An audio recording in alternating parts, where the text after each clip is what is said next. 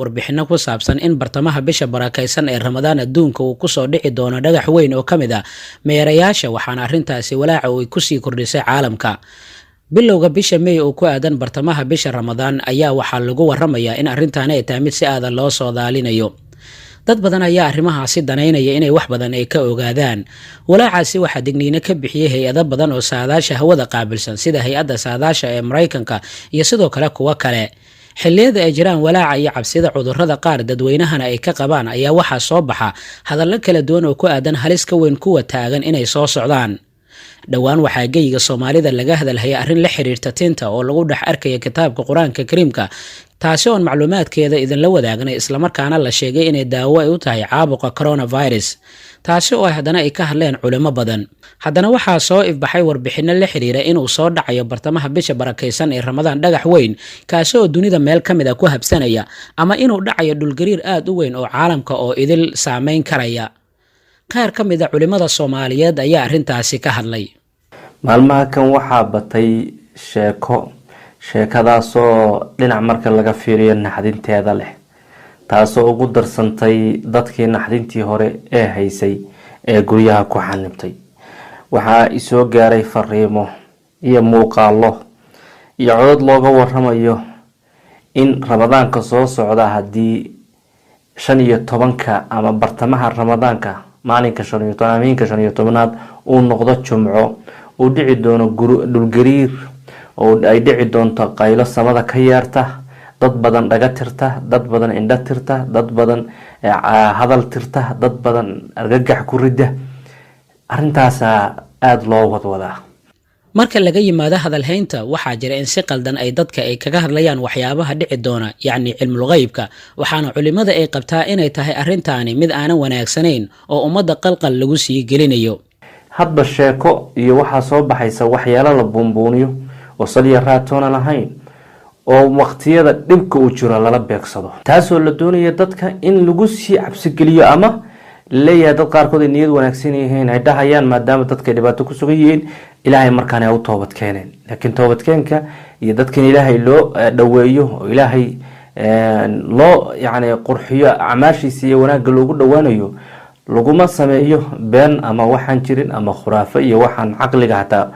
galeen waaqaca iska badaa inuu ka turjumayo diin iyo cilmi toone. sidoo kale waxaa jira xadiis uu wariyay Nucayb Xamaad oo qoray buug oo inta badan uu kaga hadli jiray waxyaabaha dunida ee ka dhacaya cilmul ghaybka, walow sax ahaanshihiisa u baahan tahay in la xaqiijiyo. horta xadiis baa arrinta tilmaamaya oo dadka qaar xataa wax sheega ee aan kala saarin waxyaalaha saxda haddii waxaan ay ku saabsan yahay dikri iyo duco iyo wax dadka si gooni ah u anfacayo shareecadii si guud u hoos jooga dhib ma lahaateenba. laakiin arrinkan waa arrin ghaybka ka warramaya kow, haddana waxaa ku jirtaba arrin cabsideeda leh oo ka yaabinaysa markaad dhageysatid. horta xadiiskani inuu sugan yahay in kale ayaa rabnaa inaan ogaano, kadibna aynu saarno qadiyadatan. xadiiskani waa xadiis uu wariyay caalimkii la oran jiray Nucaym ibn Xamaad. kitaab wuxuu leeyahay la yiraahdo kitaabka kitaabul fitan, fitankii aakhir zamanka waxa dhacaya waxyaalo uga warramaya wax saxaya wax khaldan oo riwaayadu ay saxiixayna uu ku wariyaa. marka riwaayadaha aan saxiixayn sida culimadu ay tilmaamaan xadiiska waxa kamid ah midatan mawduucina ku soo qaadanayno. ilaa waxaa jirta cilmi la yiraahdo cilmiga xadiiska iyo rijaashiisa oo ah cilmi ay muslimiintu gooni leeyihiin, xitaa ay qireen kuwa muslimiinta ahayna aqoon-yahanada mustashriqiinta qaar lagu magacaabo buugaagta qoray islaamka iyo taariikhdiisa ka qoray. waxay dhaheen cilmigaas oo ah cilmiga xadiiska waa inay muslimiintu ku faanaan. bini'aadanka bilowgiisii markii laga warramayo iyo xataa dadka kale muslimiinta ahayn diimahooda marka laga warramayo taariikhdooda isku khilaafaan, qaar baa wax ku dhahay saas way, qaar baa saas ku dhahay. laakiin marka xadiis iyo axkaamtiisa laga warramayo culimadu iskuma khilaafaan. bimacnaa qaacida ahaan ayaa loo jeedaa halkan xadiis ma sugan yahay mase waa daciif laga harin maayo, laakiin ka qaacida ahaan sanadka xadiiska iyo qawaacidda ku saabsan waa cilmiga kaliya ay muslimiin gooni la tahay oo la doonaya inay ku faanaan oo dee rijaashiisa leh oo kutubtiisa leh oo taariikhdiisa leh. ilaahay ka abaalmariyay ahlu cilmigii hore. marka xadiiskani waa xadiis laga wariyay saxaabiga la yiraahdo Cabdullaahi ibn Mas'uud. aynu aragna marka xadiiskan waxaa rasuulka ilaahay laga wariyay inuu yiri idaa kaanat sayhatan fi ramadaan, qayla haday dhacdo ramadaanka dhexdiisa تميز القبائل في ذي القعدة وتسفك الدماء في ذي الحجة والمحرم. يعني ودبات دعي سوي هذه قيلنا دعضه بلهاس ayaa dhibaatooyinka dhacayaan shawaal ay kamid tahay muharram kamid tahay oo kamid tahay dil xijja bilaha ka dambeeyo ee ramadaanka ilaa qayra dhacday ramadaankii qabaa'ilka la kala saaraya dadka adoo xagga u baxday oo bax qaar baa la leynaya musiiba dhacayso habeenka jumcada ee bishu ramadaan 15 marisay arintan dhici fa ida sallaytum al-fajr min yawm al-jum'ati maalintaasi hadda tukataan salaad subax fadkhulu buyutakum guryihiina gala waaqliquu abwaabakum albaabadiina soo xirta wadathiruu anfusakum naftiina qariya marya isku laalaaba dhigihiinana xirta idaa axsastum bisayxati fakharuu lillahi sujadan waquluu subxaana allahi alquduus subxaana allahi alquduus rabbana alquduus faman yafcal dalika najaa waman lam yafcal dalika halak. haddaad dareentaan qayladaasi dhulgariirkaasna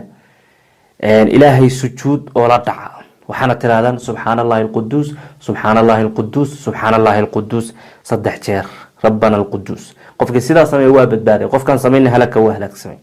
riwaayada bari xadiiskan lagu wariyay marka oo kala duduwan kala nooc waxa kamid rasuulka ilaahay inuu yiri maalin